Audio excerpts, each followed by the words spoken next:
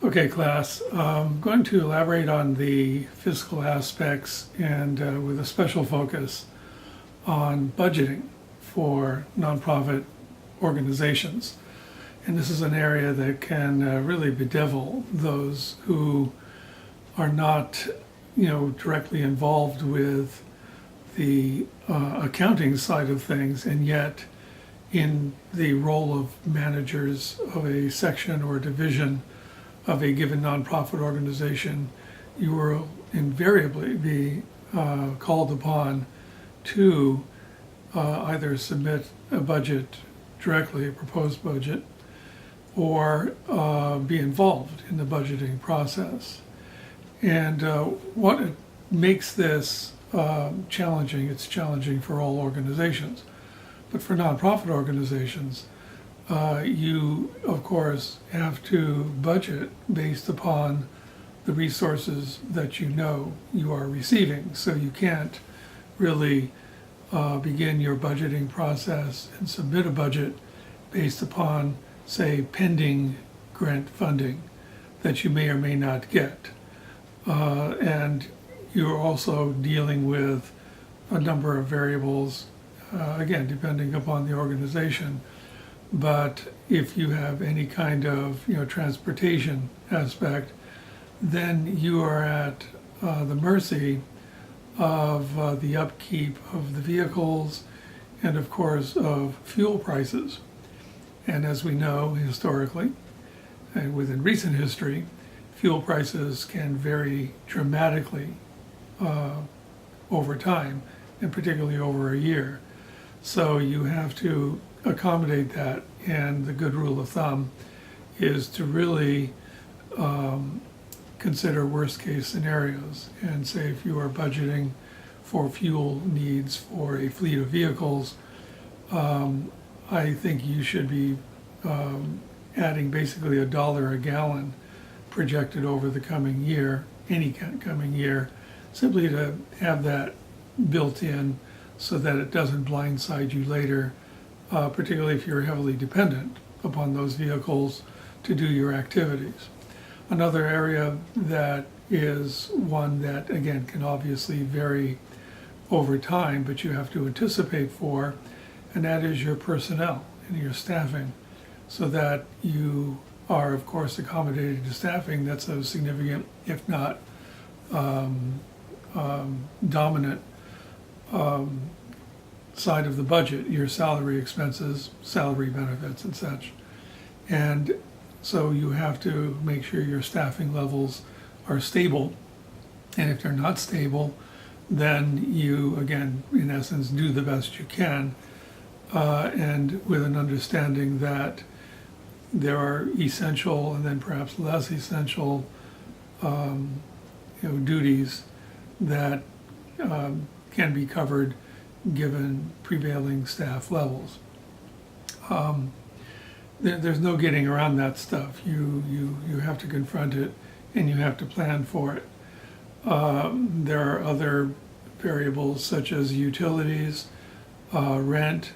Within a division of any given nonprofit, you are also probably paying a portion of your grant funding to the overall administrative costs of the nonprofit itself.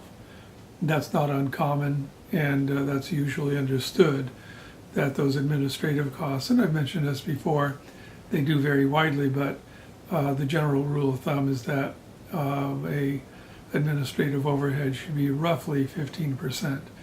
That's not going to raise any eyebrows with your grant funders in most circumstances. If you're going over 15%, that might raise eyebrows.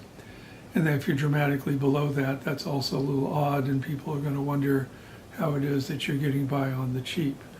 So, those are the, in my view, very important basic areas to cover in any given operation. So you have your, again, to recap, transportation costs, you have your personnel costs, you have rent, utilities, administrative overhead. There can be, in addition to that, equipment costs. If you are commencing new projects, then undoubtedly you'd be crazy not to do it. You are incorporating new equipment into that grant package so that that doesn't become problematic for you. Things do wear out, and you have to also kind of keep that in mind. And there are the other mundane elements such as the cleaning costs and office supplies and the like. So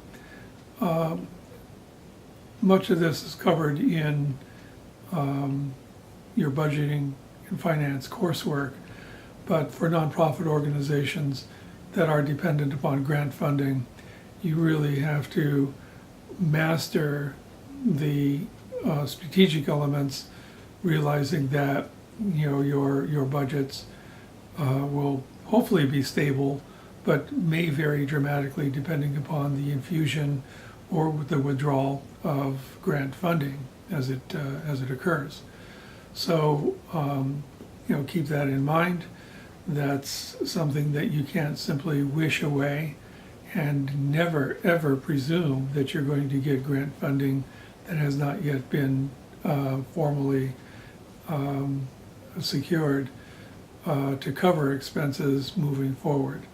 Never a good idea. Go with what you've got. Ultimately, the budget should be reviewed by the board, and changes made as needed or as recommended by the board. So it's a long, arduous process. You do well to begin the process probably 6 months ahead. That's again a good rule of thumb, simply because the adjustments will have to be made over time. Okay, and with that, you have other material in week 4, I think, that helps provide you with resources for grant funding, and also some information regarding MOUs, memorandums of understandings, which are something less than a formal contract, but are a general agreement so that everybody is on the same page as to what the services are that you are providing to a given client agency. And that's all spelled out within that MOU.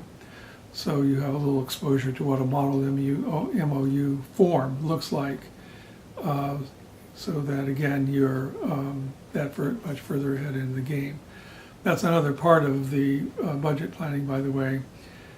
Those organizations with whom you have MOUs should have funding levels specified, or from the agreements you're going to be able to project what your costs are going to be to perform those given projects. So you have various tools and resources available to you that are all bound together in the budgeting process. So we're not going to get too much more deeply into this, given that this is a survey course, but it is the lifeblood of organizations, and one that you really do have to spend special attention to. And it's why we're devoting the bulk of this week, roughly 20% of the course, on the funding and fiscal financial side of nonprofit organizations. Okay, and as always, I'm available for questions. Bye.